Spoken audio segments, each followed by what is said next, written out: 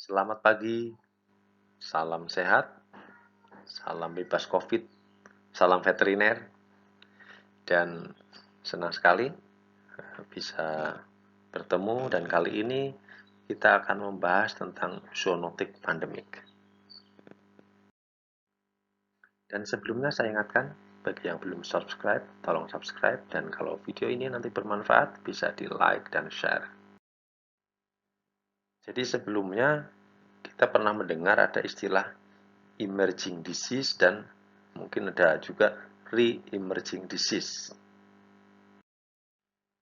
Emerging disease adalah penyakit yang muncul ya, artinya yang baru muncul di kehidupan manusia. Sedangkan re-emerging disease penyakit itu adalah penyakit lama yang pernah mewabah dan kemudian muncul kembali. Nah, terkait emerging disease ya, 60% penyakit infeksius yang ada pada manusia kini itu diperkirakan sebanyak 60%-nya bersumber dari hewan. Dan 75% penyakit infeksius baru dan emerging pada manusia ini bersumber dari hewan. Jadi yang dari hewan atau zoonotik itu adalah sebanyak 75% ya, dari penyakit baru atau emerging disease.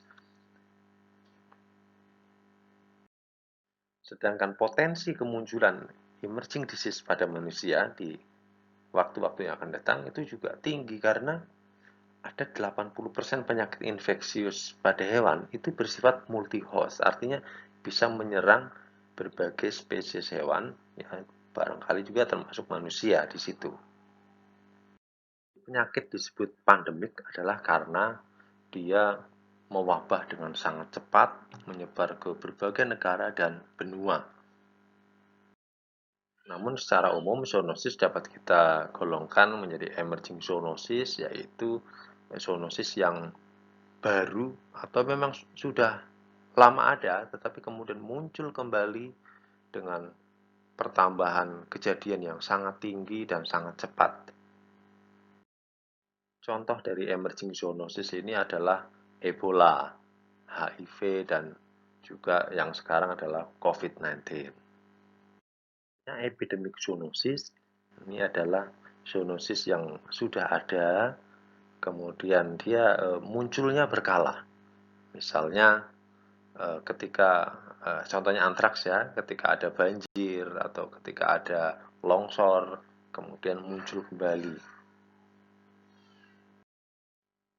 Dan selanjutnya adalah neglected zoonosis atau zoonosis ya, tapi yang diabaikan. Jadi ini adalah zoonosis yang sudah ada, kemudian juga ada di masyarakat angkanya lumayan tinggi, namun diabaikan, terabaikan oleh lembaga-lembaga kesehatan sehingga tidak ada perhatian ke sana. Contohnya adalah sistiserkosis.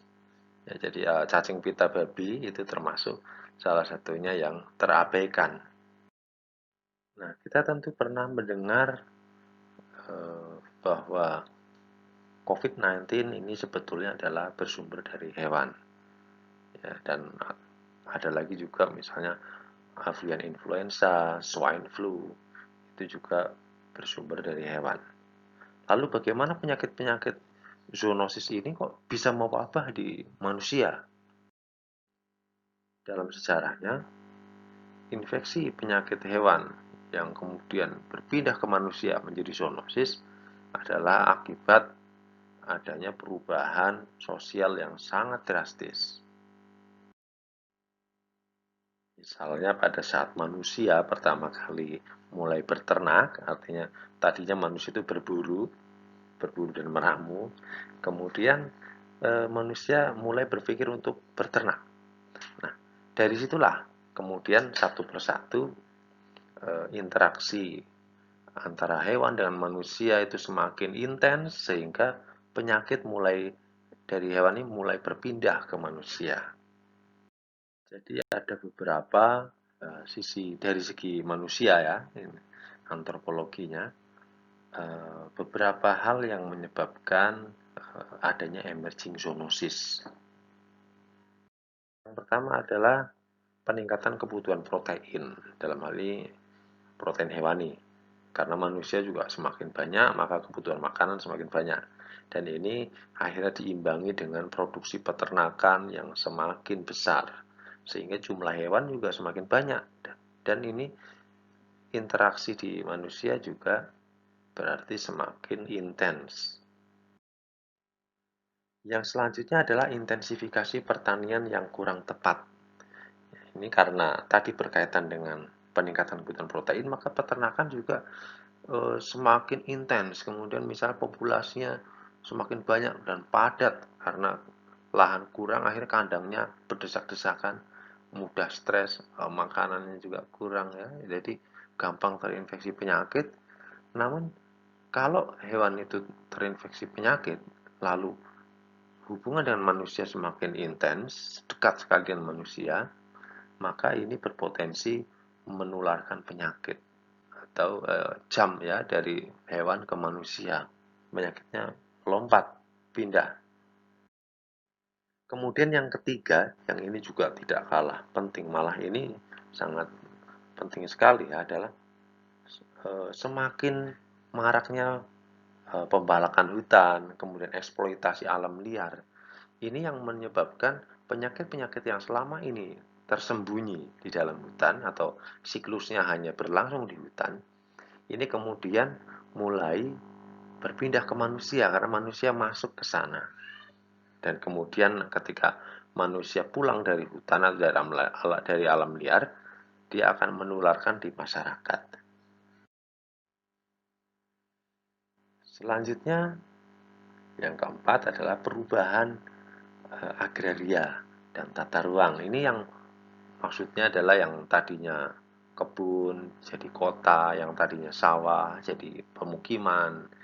Ini tentu ada hewan-hewan yang bisa ya, misalnya hewan liar di sawahnya, misalnya tikus, yang tadinya ya di sawah jarang bertemu dengan orang, kemudian semakin sering ketemu orang karena ada perumahan. Yang kelima adalah masalah karena travel dan transportasi. Artinya orang bepergian ya karena wisata. Ya sekarang malah tambah wisata ini semakin menarik. Ada yang menawarkan camping di hutan, camping di mana. Ya jadi maksudnya adalah ini akan menambah eh, frekuensi orang yang berinteraksi dengan hewan-hewan yang eh, jarang ketemu manusia lah gitu. Dan juga transportasi dan juga travel itu traveling ya, perpindahan orang, barangkali orangnya sakit kemudian berpindah ke tempat lain dan menularkan atau bukan menularkan tapi membawa agen penyakit. Lalu yang keenam adalah perubahan rantai suplai makanan. Nah, ini misalnya karena dorongan ekonomi, karena mau lebih hemat, maka yang biasanya misalnya melalui dokter hewan akhirnya eh, tidak melalui dokter hewan, artinya misalnya dijual di pasar tradisional ya sehingga mudah terkontaminasi atau mungkin kurang pengawasan dari kesehatan sehingga ini juga menimbulkan eh, risiko baru, apalagi kalau suplai makanannya sumbernya lain ya, misalnya yang karena tidak ada pengawasan sumbernya akhirnya malah dari daging celeng misalnya, harusnya daging sapi jadi daging celeng, atau yang biasanya hewan-hewan yang tidak dimakan menjadi dimakan. Lalu yang terakhir yang bisa disebutkan di sini adalah perubahan iklim. Nah, perubahan iklim ini rupanya menjadi faktor yang penting pada munculnya penyakit-penyakit baru. Karena apa?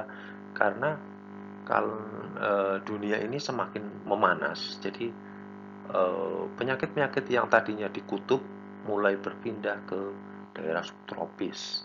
Apalagi adanya juga eksplorasi daerah kutub, ya, daerah dingin. Ya, di sana tadinya nggak ada manusia, penyakit hanya berputar di sana. Tapi dengan adanya manusia juga mengeksplorasi kutub, kemudian perubahan iklim ya menjadi cocok ya, yang tadinya apa kutub itu sangat dingin, kemudian menjadi dingin saja sehingga bisa penyakitnya bisa cocok di bagian subtropis. Demikian juga dari penyakit-penyakit dari subtropis, karena mulai menghangat, maka lama-lama penyakit dari subtropis akan cocok di daerah tropis. Dan ini adalah yang menjadi faktor meluasnya penyakit dari daerah-daerah yang lebih dingin.